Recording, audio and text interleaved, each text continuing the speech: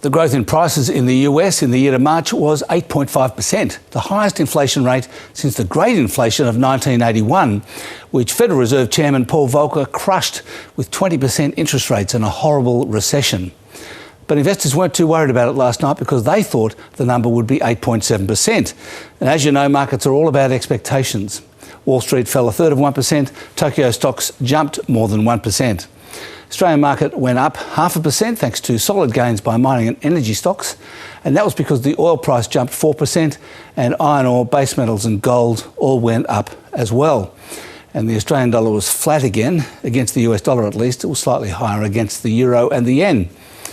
There were some data on dwelling approvals out today, down 13.5% in the December quarter, but at the end of December, the number of homes actually being built was 230,700, a record high. And the amount of residential and commercial building work in the pipeline was also a record, $116.5 billion worth. And finally, at the risk of a demarcation dispute, a graph here of Sydney rainfall in 2022, compared with the average, ranging from very dry to very wet. Well, this year it's well above very wet, so very, very, very, very wet. But you already knew that if you're in Sydney, didn't you? The graph is really just to bring it home to everyone else. And that's the weather. Thanks for watching. You can check out more finance news by clicking there.